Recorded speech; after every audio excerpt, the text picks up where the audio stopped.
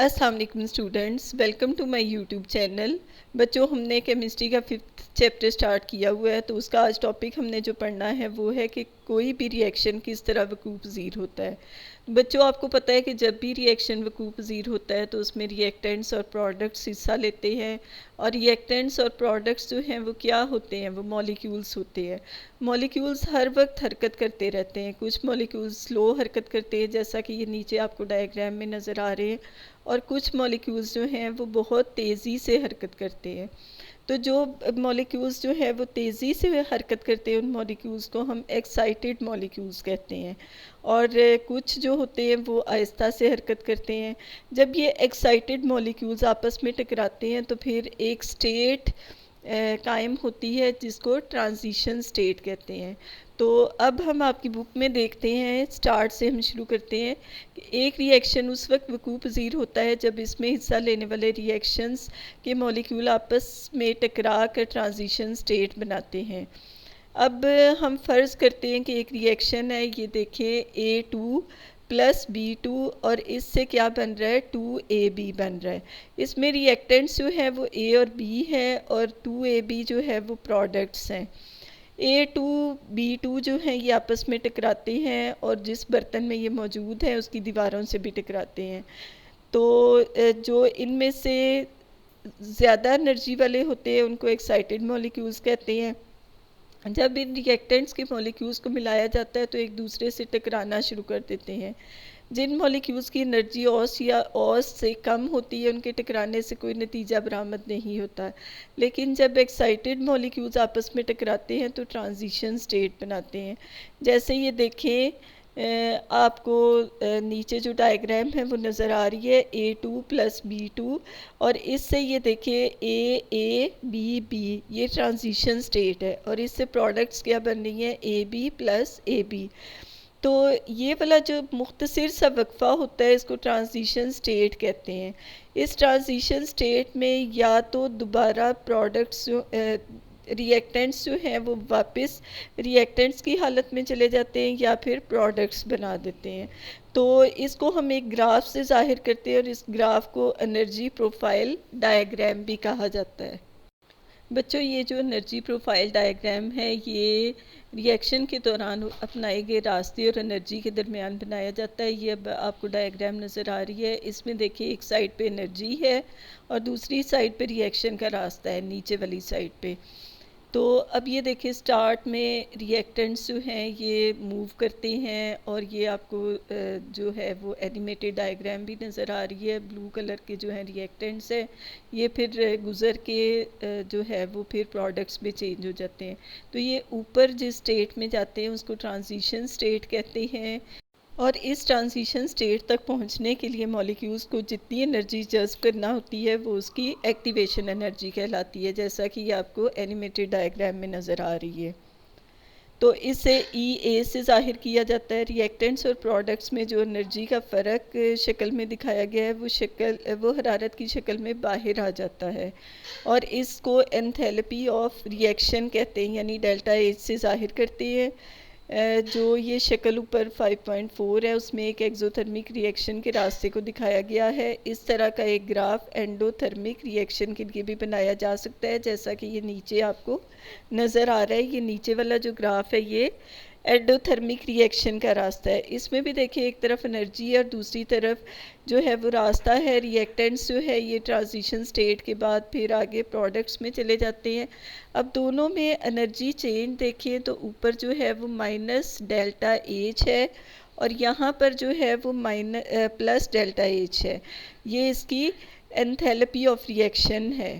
बच्चों, अब इस पेज को अगर हम देखें तो इसमें मैंने इसकी हेडिंग्स दी हुई हैं। तो सबसे पहले हेडिंग जो है वो कैटलिस्ट का किरदार है, कि अगर किसी भी रिएक्शन में कैटलिस्ट इस्तेमाल किया जाए तो फिर उस रिएक्शन पे क्या असर होता है। अब हम इसमें ये देखेंगे, जब किसी रिएक्शन में कैटलिस्ट डाला जाता है तो ये कैटलिस्ट रिएक्शन होने के लिए दरकार एक्टिवेशन एनर्जी को कम कर देता है, जिससे रिएक्शन के वकूफ़ पज़ीर होने की रफ्तार तेज़ हो जाती है।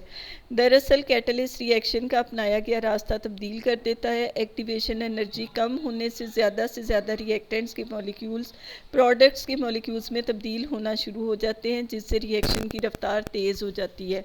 बच्चों ये देखिए मैंने आपके लिए एनिमेटेड डायग्राम बनाई है। एक रिएक्शन जो है वो अनकैटलाइज्ड है और दूसरा ये देखिए कैटलाइज्ड है। जो अनकैटलाइज्ड है उसमें रिएक्टेंट्स देखिए, कुछ रिएक्टेंट्स जो है प्रोडक्ट्स में चेंज हो जाते हैं और कुछ रिएक्टेंट्स जो हैं वो प्रोडक्ट्स में चेंज नहीं होते, ये देखिए उधर ही रुक जाते हैं। लेकिन जो दूसरा रिएक्शन है, कैटलाइज्ड रिएक्शन है, उसमें आप देखिए कि तमाम ही प्रोडक्ट्स रिएक्टेंट्स जो है वो प्रोडक्ट्स में चेंज हो जाते हैं और इसकी ई ए वैल्यू यानी एक्टिवेशन एनर्जी वैल्यू भी अगर दोनों में देखें तो एक की ई ए वैल्यू ज़्यादा है और एक की ई ए वैल्यू कम है, यानी कैटलाइज्ड रिएक्शन की ई ए वैल्यू कम हो जाती है।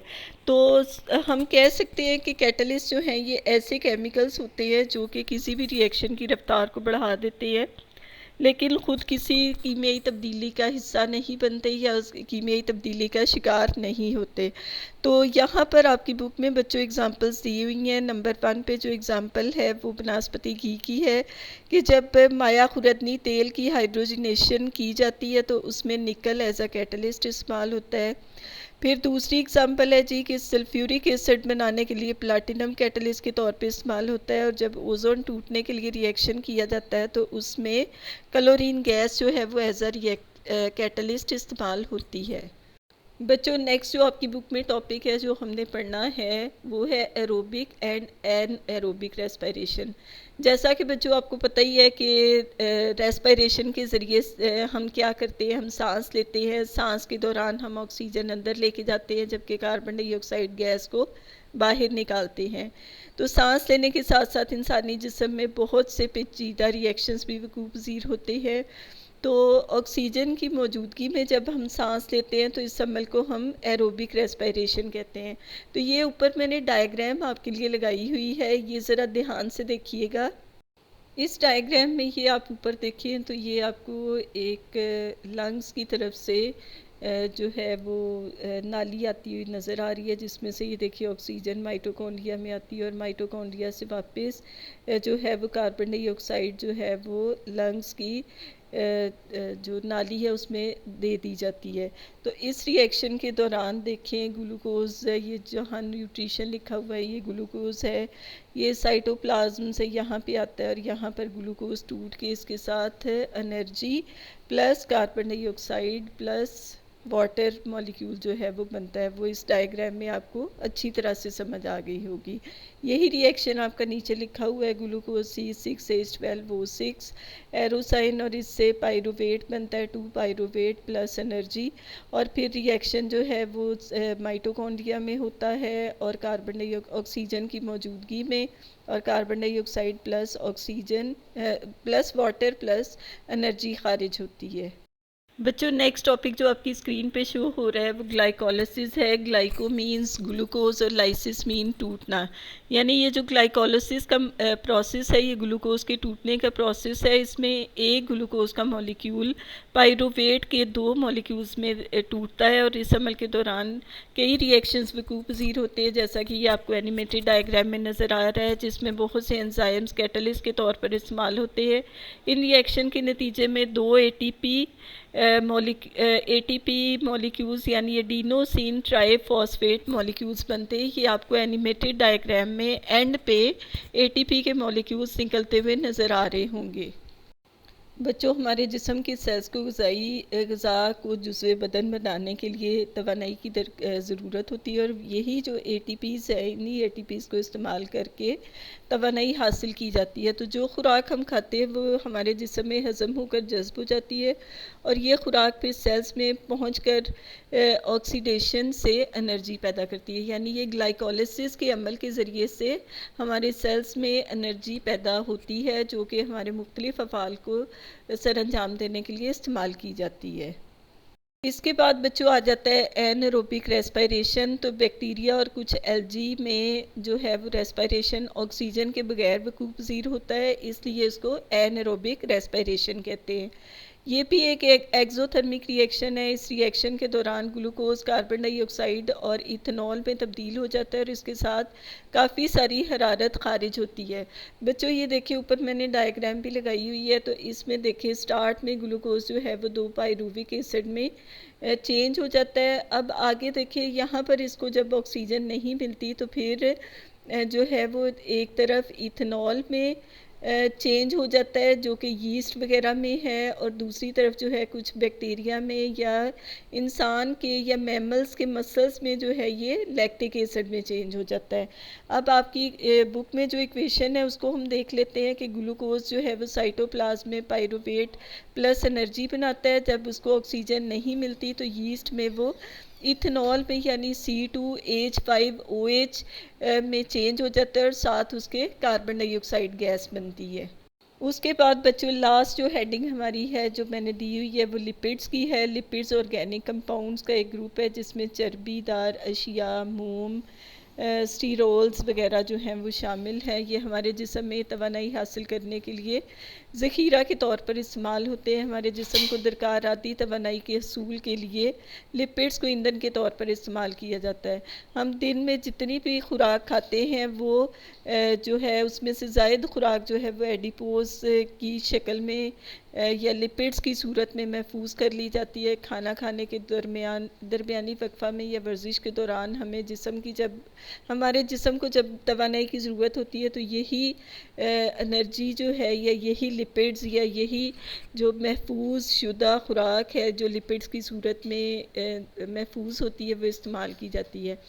लेकिन ग्लूकोज जो है वो हमारे जिस्म में ग्लाइकोजन की सूरत में जिगर और पट्ठों में तवानाई के ज़ख़ीरा के तौर पर महफूज हो जाती है। बच्चों इसके साथ ही हमारा ये चैप्टर भी ख़त्म हो जाता है, हमारी आज की वीडियो भी ख़त्म हो जाती है। उम्मीद है आपको मेरी आज की वीडियो भी अच्छी तरह समझ आ गई होगी। मेरे चैनल को सब्सक्राइब करना, लाइक करना और शेयर करना ना भूलिएगा। Thank you so much. अल्लाह हाफिज़।